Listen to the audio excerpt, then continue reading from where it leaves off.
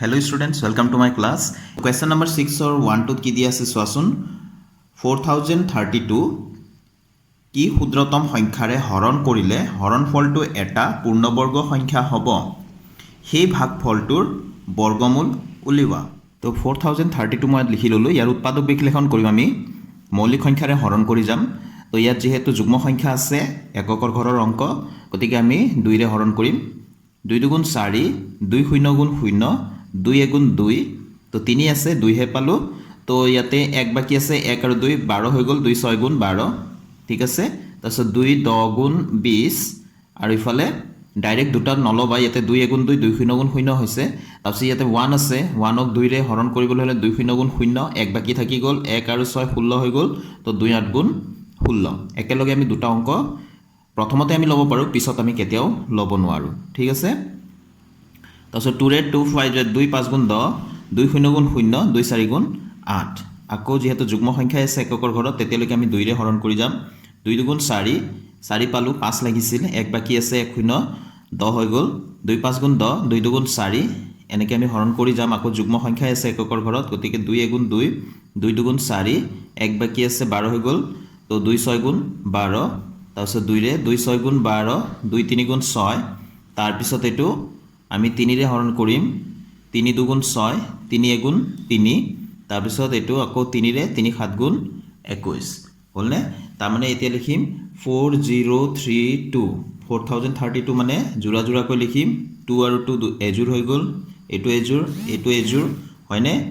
এইটো এজুৰ হলনে ঠিক আছে তো আমি কি লিখিম 2 স্কয়াৰ 2 স্কয়াৰ আমি পূৰণ চিন দি যাম ইনটু এটো 3 স্কয়াৰ আৰু শেষত 7 এটা আছে কেৱল তো 7 টো অকলখৰীয়া 7 থাকিব ঠিক আছে তো এইখিনি সংখ্যা পূৰণ কৰিলে এই গুটেকেটা সংখ্যা পূৰণ কৰিলে আমি কি পাওঁ একেবাৰে শেষলৈকে 4032 পাওঁ ইয়াত দেখি আছে যে সবৰে স্কয়াৰ আছে কাৰ জোৰা নাই এই 7 টোৰ জোৰা নাই 7 টোৰ স্কয়াৰ নাই গতিকে এই 7 টোক যদি আমি আতৰাই দিও হয়নে 7 টোক যদি আমি হৰণ কৰি আতৰাই দিও তেনেহলে কি হ'ব আমি সম্পূৰ্ণ পূৰ্ণবৰ্গ সংখ্যা পাম হয়নে গতিকে 7 টোক আমি আতৰাই দিব লাগে তো হেকাৰণে আমি ইয়াত লিখি দিম এতেকে 4032 ক 7 ৰে হৰণ কৰিলে পূৰ্ণবৰ্গ সংখ্যা পোৱা যাব এতিয়া প্ৰশ্নটোত কৈছিলে আৰু এটা ভাগ আছিল প্ৰশ্নটোত যে সেই ভাগফলটোৰ বৰ্গমূল উলিওৱা তো হৰণ কৰাৰ পিছত যেটো হয় হেতু তামনে উলিয়াব দিছে হয়নে তো এতিয়া আমি লিখিম 4032 হৰণ 7 ঠিক আছে আমি ইয়াতে লিখি লিম আকৌ 2 square into 2 square into 2 square into 3 square into 7 আছিল ইয়াক যদি আমি এইটো 7 ৰে যদি হৰণ কৰো এয়া 7 ৰে হৰণ কৰি দিলো তাৰমানে 4032 মানে এইখিনি আছিল হয়নে এই আমি উলিয়াইছিলো আকৌ 7 ৰে যদি হৰণ কৰো তো 7 ৰে ইয়াক আমি এনেকে তলত হৰত দি দিলো তো 7 7 কটা গল হৰণ কৰি দিলো তো থাকি গল মানে 2 square into 2 square into 2 square into 3 square তো গুটেখিনিৰ আমি স্কয়াৰটো একেলগে লিখিম তো এয়া গুটেখিনিৰ স্কয়াৰ একেলগে লিখি দিলো তো আমি কিমান পালো 3 to the 6 to the 12 12 to the 24 তো 24 ৰ স্কয়াৰ আমি লিখিলো তো এতিয়া স্টুডেন্টস আমি হাতেৰে 4032 হৰণ কৰাৰ পিছত আমি কি পালো 24 ৰ স্কয়াৰ পালো হয়নে তো আমি ইয়াৰ এতিয়া হৰণ ফলটোৰ যেটো ভাগফলটো ওলাইছে সেই ভাগফলটোৰ আমি বৰ্গমূল উলিয়াব লাগে তো আমি লিখিম এতেকে বৰ্গমূল 24 স্কয়াৰ ঠিক আছে তো স্কয়াৰ থাকিলে বৰ্গমূলটো উঠি যায় স্কয়াৰটোৱে বৰ্গমূলটো ক্যান্সেল কৰি দিব উঠি যাব তো আমি কিমান পালো আনসাৰটো 24 এটো হৈ গল আমাৰ উলিয়াব লগা আনসাৰ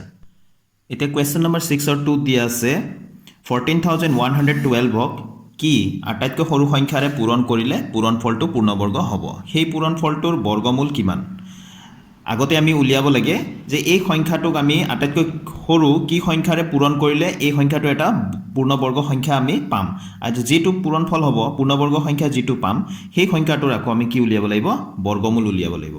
ইয়াত হৰণৰ কথা কৈছিলে ইয়াত পূৰণৰ কথা কৈছে ঠিক আছে তো আমি একেদৰে ইয়াক যেনেকৈ আমি উৎপাদক বিশ্লেষণ কৰিছিলো ইয়াৰো আমি মৌলিক উৎপাদক বিশ্লেষণ কৰি লওঁ আগতে তো মই ইয়াত 14112 লিখি ললো এতিয়া মৌলিক উৎপাদক বিশ্লেষণ কৰিম তো শেষৰ অংকটো এককৰ ঘৰৰ অংকটো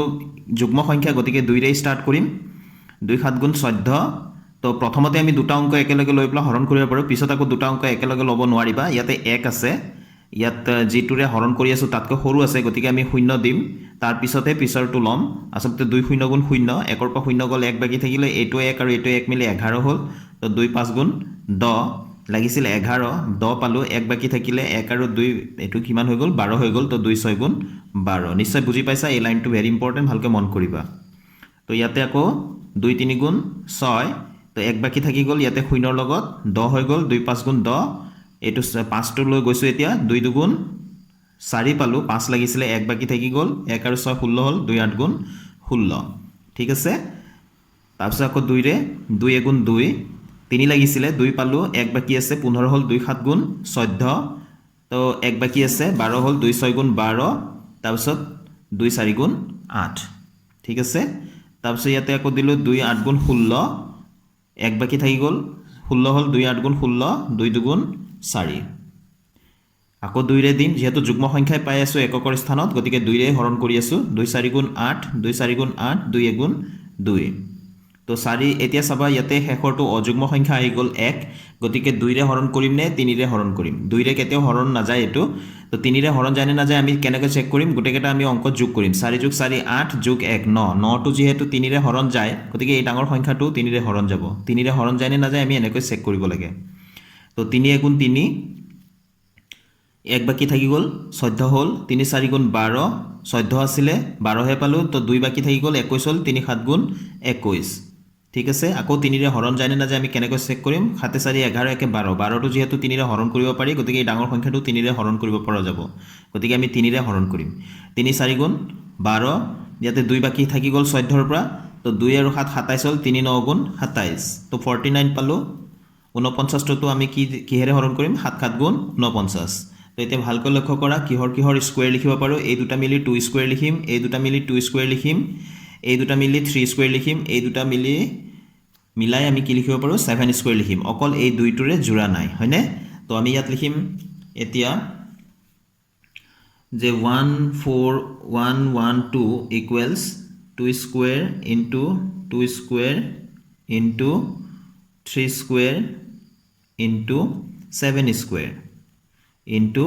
এইটো বিজুৰীয়া 2টো আমি লিখি দিলোঁ তো আমাক কি লাগিব কৈছে যে কি সংখ্যাৰে আটাইতকৈ সৰু কি সংখ্যাৰে পূৰণ কৰিব লাগিব তো আমাৰ ইয়াৰ মতে চোৱা এইকেইটা গোটেইকেইটাৰে জোৰা আছে অৰ্থাৎ ওপৰত স্কোয়াৰ আছে অকল ইয়াৰ নাই তাৰমানে আৰু এটা 2 হ'লহেঁতেন তেনেহ'লে এইটো 2 স্কোয়াৰ লিখিব পাৰিলোহেঁতেন হয়নে গতিকে আমাক আৰু এটা 2ৰ প্ৰয়োজন আছে তো 2 আমি ইয়াতে পূৰণ কৰিব লাগিব হয়নে তো আমি লিখি দিলোঁ এতেকে 14,112ক 2ৰে পূৰণ কৰিলে পূৰ্ণবৰ্গ সংখ্যা পোৱা যাব যদি তোমাক ক'লেহেঁতেন যে প্ৰশ্নটোত যে কিহেৰে হৰণ কৰিলে পূৰ্ণবৰ্গ সংখ্যা পোৱা যাব তেনেহ'লে যিটো বিজুৰীয়া থাকি যায় সেইটোৰে আমি হৰণ কৰিম আৰু যিহেতু এনেকৈ কৈছে যে কিহেৰে পূৰণ কৰিলে পূৰ্ণবৰ্গ সংখ্যা পোৱা যাব গতিকে যিটো বিজুৰীয়া আছে সেইটোৰে পূৰণ কৰিম হৰণ বুলি সুধিলেও যিটো বিজুৰীয়া আছে সেইটো হৰণ কৰি দিম আৰু পূৰণ বুলি ক'লেও যিটো বিজুৰীয়া আছে সেই একে সংখ্যা আৰু এটা আমি পূৰণ কৰি দিব লাগিব বুলি আমি ক'ম ঠিক আছে তো ষ্টুডেণ্টছ আমি ইয়াত লিখিম এতিয়া এতেকে 14112 ইনটু 2 তাৰমানে 14,112 14,112ৰ লগত আমি 2ৰে পূৰণ কৰিলে আমি পূৰ্ণবৰ্গ সংখ্যাটো পাম হয়নে তো 14,112 মানে এইখিনি আছিলে তো এইখিনিক আমি ইয়াত লিখি লওঁ 2 square into 2 square into 3 square into 7 square into 2 এইখিনি আছিলে 14,112ৰ ইয়াৰ লগত কি পূৰণ কৰিম 2 পূৰণ কৰিম তো 2 হৈ গ'ল ঠিক আছে তো ডাইৰেক্ট তোমালোকে পূৰণ কৰি ফলটো লিখিব পাৰা 2 2 গুণ 4 2 গুণ 2 2 গুণ 2 তেনেহ'লে তাৰ বৰ্গটো আকৌ নিৰ্ণয় কৰিব লাগিব হয়নে তো আমি এতিয়া ইয়াতে 2 স্কোয়াৰ হৈ গ'ল এইটো 2 স্কোয়াৰ হৈ গ'ল এইটো 3 স্কোয়াৰ আগৰ পৰা আছে এইটো 7 স্কোয়াৰ আগৰ পৰা আছে এই দুটা মিলি এতিয়া 2 স্কোয়াৰ হৈ গ'ল তো পূৰ্ণ বৰ্গ হৈ গ'ল সকলোৰে ওপৰতে বৰ্গ আছে হয়নে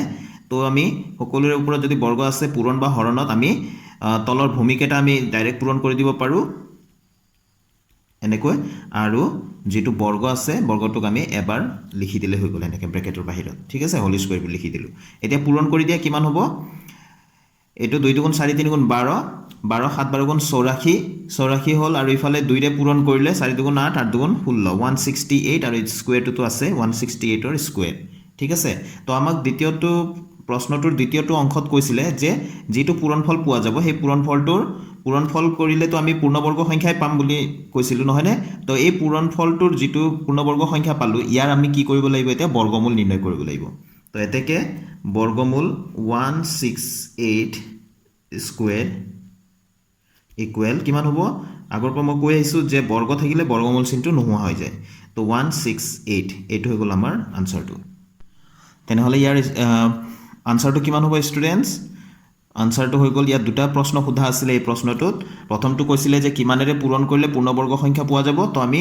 2 পাইছিলোঁ প্ৰথম অংকৰ উত্তৰটো হয়নে আৰু দ্বিতীয় অংকটো আছিলে যে পূৰণফল যেটো হ'ব তাৰ বৰ্গমূল উলিওৱা বুলি কৈছে বৰ্গমূল উলিওৱাৰ পিছত আমি কিমান পালো 168 এই দুটা ইয়াৰ আনসাৰ ইয়াৰ আগৰটো আমি তেনেকৈ আমি লিখি দিলে বেছি ভাল হ'ব দুটা অংকত যেহেতু আছে আনসাৰটো আমি লিখি দিম প্ৰথমটো আছিলে যে কিমানেৰে হৰণ কৰিব লাগিব তো ইয়াত আমি লিখিছিলোঁ যে হাতেৰে হৰণ কৰিব লাগিব হয়নে 6 নম্বৰৰ 1টোৰ কথা কৈ আছোঁ তো প্ৰথম অংকৰ আনসাৰটো 7 আৰু দ্বিতীয় অংকৰ আনসাৰটো 24 আছিলে তো 24 ঠিক আছে এতিয়া ষ্টুডেণ্টছ আমি 7 নম্বৰটো চাওঁ নম্বৰ 7 দিয়া আছে এখন বিদ্যালয়ৰ ছাত্ৰ ছাত্ৰীৰ মুঠ সংখ্যা 1024 জন 1024 জন এওঁলোকক পুৱাৰ প্ৰাৰ্থনা সভাত এনেকৈ শাৰী পাতি থিয় হ'বলৈ কোৱা হ'ল যাতে শাৰীৰ সংখ্যা আৰু প্ৰতি শাৰীত থকা ছাত্ৰ ছাত্ৰীৰ সংখ্যা সমান হয় শাৰীৰ সংখ্যা আৰু প্ৰতি শাৰীত থকা ছাত্ৰ ছাত্ৰীৰ সংখ্যা নিৰ্ণয় কৰা তো এনেকুৱা ধৰণৰ প্ৰশ্ন থাকিলে শাৰীৰ সংখ্যা প্ৰতি শাৰীত থকা ছাত্ৰ ছাত্ৰীৰ সংখ্যা সমান এনেকুৱা ধৰণৰ যদি থাকে তেনেহ'লে যেটো সংখ্যা দিয়া থাকিব তাৰ আমি সদায় বৰ্গমূলটো নিৰ্ণয় কৰিব লাগে তো আমি 1024 ৰ আমি বৰ্গমূলটো নিৰ্ণয় কৰিলে আনসাৰটো পাই যাম তো ষ্টুডেণ্টছ আমাক যি প্ৰশ্নত কৈছিলে সেইখিনি কথা আমি ইয়াত লিখি ললো যে মুঠ ছাত্ৰ ছাত্ৰীৰ সংখ্যা দিয়া আছে 1024 শাৰীৰ সংখ্যা আৰু প্ৰতি শাৰীত থকা ছাত্ৰ ছাত্ৰীৰ সংখ্যা সমান বুলি কৈছে অৰ্থাৎ যদি আমি কওঁ যে শাৰীৰ সংখ্যা 3টা আছে 3টা শাৰী আছে তো প্ৰতি শাৰীত কেইটাকৈ ষ্টুডেণ্ট থাকিব 3টাকৈ ষ্টুডেণ্ট থাকিব ভালকৈ লক্ষ্য কৰিবা ঠিক আছে তো আমি এতিয়া চাবা ইয়াত মুঠ ষ্টুডেণ্ট কিমান আছে 1 2 3 4 5 6 7 8 9 ইয়াত শাৰী কেইটা আছে 3টা শাৰী আছে হয়নে মুঠ ষ্টুডেণ্ট কেইটা আছে 9 তো এই কৈছে যে মুঠ ছাত্ৰ ছাত্ৰীৰ সংখ্যা এইটো ইয়াত যেহেতু আমি 9টা পালো ইয়াত দিয়া আছে 1024 তো আমাক প্ৰশ্নটো কৈছে যে মুঠ ছাত্ৰ ছাত্ৰীৰ সংখ্যা যদি 1024 হয় তেনেহ'লে শাৰীৰ সংখ্যা আৰু প্ৰতি শাৰীত থকা ছাত্ৰ ছাত্ৰীৰ সংখ্যা কিমান হ'ব হেতু উলিয়াব লাগে তো ইয়াত যেনেকৈ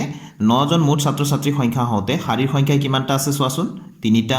হয়নে প্ৰতি শাৰীত ছাত্ৰ ছাত্ৰীৰ সংখ্যা কিমান আছে 3 জন তো শাৰীৰ সংখ্যা আৰু প্ৰতিটো শাৰীত থকা ছাত্ৰ ছাত্ৰীৰ সংখ্যা সমান তো ইয়াৰে 9ৰ বৰ্গমূল কিমান হয় 3 হয় হয়নে ঠিক সেই ধৰণে ইয়াত আমি মুঠ ছাত্ৰ ছাত্ৰী যেটো আছে 1024 ইয়াৰ আমি বৰ্গমূলটো উলিয়াই দিলে আমি আনসাৰটো পাই যাম হয়নে তো বৰ্গমূলটো উলিয়াবলৈ হলে আমি ইয়াৰ উৎপাদক বিশ্লেষণ কৰি লওঁ আমি সাইডতে কৰি লওঁ 1024 ইয়াৰ আমি মৌলিক উৎপাদক বিশ্লেষণ কৰি লওঁ 2 দি হৰণ কৰিম যেহেতু এইটো যুগ্ম সংখ্যা আছে এককৰ স্থানত তো 2 5 গুণ 10 2 গুণ 2 2 গুণ 4 আকৌ যুগ্ম সংখ্যা আছে আকৌ 2 2 গুণ 4 এক বাকি থাকি গ'ল 11 হ'ল 2 5 গুণ 10 এক বাকি থাকি গ'ল 12 হ'ল 2 6 গুণ 12 হয়নে তাৰপিছত 2 গুণ 2 2 গুণ 4 এক বাকি থাকি গ'ল 16 হ'ল 2 8 গুণ 16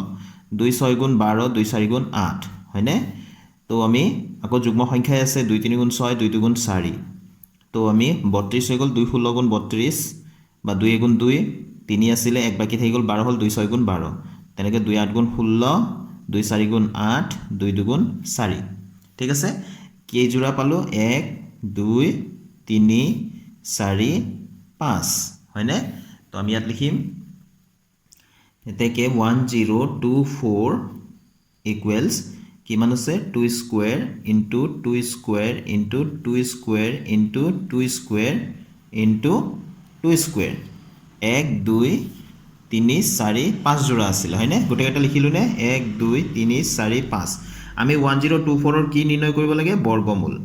বৰ্গমূল চিন দিলো তো এফালেও আমি বৰ্গমূল চিন দিব লাগিব পুৰা দীঘলকৈ যিমান লগে সংখ্যা কেইটা আছে গোটেইটাত হয়নে তো সকলোৰে ওপৰতে স্কোয়াৰ আছে কাৰণে বৰ্গমূল চিনটো আতৰ হৈ যাব তো এটো হৈ যাব 2 * 2 * 2 * 2 * 2 এনেকৈ লিখিব পাৰি নহলে বৰ্গমূল চিনটো এবাৰ দিলু বাৰু আৰু গোটেইকেইটাৰে যেহেতু বৰ্গটো আমি একেলগে ব্ৰেকেট দি এনেকৈ লিখি দিব পাৰো ঠিক আছে তো এটো কিমান হৈ গ'ল 2 * 4 * 8 * 16 * 32 32 স্কোয়াৰ এটো স্কোয়াৰটো তো স্কোয়াৰ থাকিলে বৰ্গমূল চিনটো উঠি যাব আমি এইখিনিতে উঠাই দিব পাৰিলো হয় আমি শেষত উঠাই দিলে হ'ব তো 32 তো এতেকে শাৰীৰ সংখ্যা আৰু প্ৰতি শাৰীত থকা ছাত্ৰ ছাত্ৰীৰ সংখ্যা কিমান হৈ গ'ল 32 শেষত আমি এনেকৈ লিখি দিলে ভাল হ'ব এতেকে শাৰীৰ সংখ্যা সমান প্ৰতি শাৰীত থকা ছাত্ৰ ছাত্ৰীৰ সংখ্যা সমান 32 ঠিক আছে তো আমি এই উৎপাদক বিশ্লেষণ এইটো আমি কৰি দেখাব লাগিব ক্লিয়াৰলি এনেকৈ আমি ধুনীয়াকৈ প্ৰত্যেকটো ষ্টেপ আমি কৰি দেখাব লাগিব